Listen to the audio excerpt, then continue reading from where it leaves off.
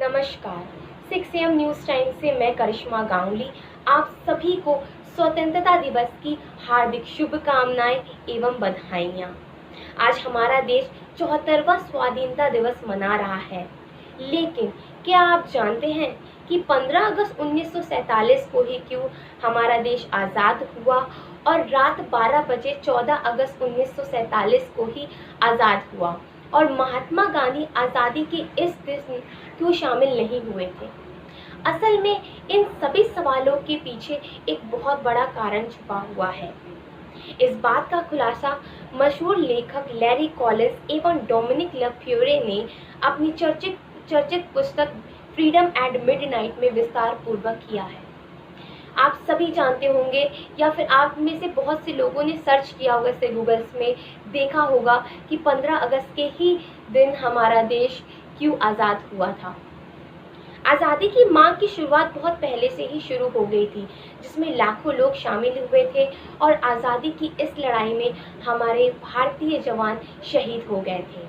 और जैसे जैसे समय बीतता गया, यह आज़ादी की मांग की लड़ाई और भी मजबूत होती गई, जिसके बाद महात्मा गांधी का जन आंदोलन और सुभाष चंद्र बोस की आज़ाद हिंद की फौज ने अंग्रेज़ों की नाक में दम कर रखा था। इसके बाद हम आज़ादी के और भी नज़दीक आ गए।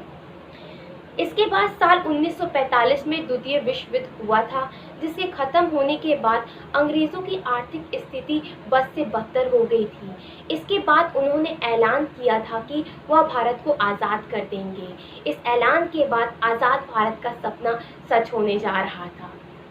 इतिहास के मुताबिक भारत को आज़ाद करने का फैसला ब्रिटेन की सरकार ने 26 फरवरी 1947 को ही कर दिया था और इसके लिए जून 1948 तक की समय सीमा निर्धारित की गई थी, जिसके बाद फरवरी 1947 में लॉर्ड माउंटबेटन को भारत का आखिरी वायसराय, आज का राष्ट्रीय भवन जो है, उसमें चुना गया और उन्हें जिम्मेदारी दी गई कि वो भारत को आज़ाद कराएं। लॉर्ड माउंटबेटन की वायसराय बनने के बाद उन्होंने भारतीय नेताओं से मेलजोल बढ़ाना स्टार्ट कर दिया था। चूँकि अंग्रेज सरकार की यह नीति हुआ करती थी कि वह जिस भी देश में शासन करे, वह उस देश की टुकड़ी कर उन्हें आज़ाद करते थे, जिसके बाद उन्होंने भारत को भी टुकड़ों में बांट दिया और इसका ये श्रेय जिन्ना और जवाहरलाल नेहरू की वजह से हुआ। जवाहरलाल नेहरू और जिन्ना के बीच बहुत पहले से ही मतभेद थे, जिसके चलते जिन्ना ने एक अलग देश बनाने की मंजूरी मांगी, जिसके चलते भारत के कई देशों में सांप्रदायिक हिंसा शुरू हो गई थी, जिसके चलते माउंटबेटन ने यह फैसला लिया कि 15 अगस्त 1947 को भारत को आज़ाद किया जाएगा। माउंटबेटन ने यह तिथि इसलिए चुनी थी क्योंकि द्वितीय विश्व युद्ध के वक्त 15 अगस्त 1945 में मित्र देशों के सामने जापान ने समर्पण कर दिया था। लेकिन भारतीय ज्योतिषियों के लिए यह दिन अशुभ था। उनके अनुसार देश में 15 अगस्त 1947 का वह दिन ही अशुभ और अमंगलकारी था। लेकिन माउंटबेटन अपने फैसले पर अटल रहे, जिसकी वजह से ज्योतिषियों ने एक नई तारीख बताया। उन्होंने 14 अगस्त 1947 की रात 12 बजे भारत को आज़ाद करने के लिए कहा, क्योंकि हिंदू मान्यता के अनुसार 15 अगस्त का दिन सूर्य उदय के साथ शुरू होता है, जबकि अंग्रेजों में यह दिन रात के 12 बजे शुरू होता है। इस प्रकार माउंटबेटन की बात भी रख ली गई और देश अशुभ काल में आज़ाद होने से बच गया। दिल्ली में 14 अगस्त 1947 के दिन खूब बारिश हो रही थी। इसके बावजूद रात 9 बजे के आसपास वहां पर लाखों की संख्या में भीड़ एकत्रित हो रही थी। और हो भी क्यों ना, क्योंकि 200 सालों की गुलामी के बाद हमारा देश आज़ाद हुआ था।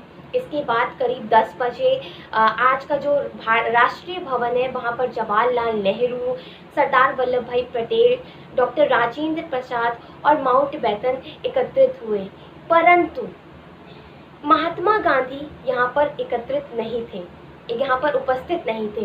भारत की स्वाधीनता आंदोलन का नेतृत्व करने वाले महात्मा गांधी इस आज़ादी के जश्न में शामिल नहीं थे, क्योंकि महात्मा गांधी आज़ादी के दिन दिल्ली से हजारों किलोमीटर दूर बंगाल के नोआखली में थे, जहां वे हिंदुओं और मुसलमानों के बीच सांप्रदायिक हिंसा को रोकने के अनशन में थे।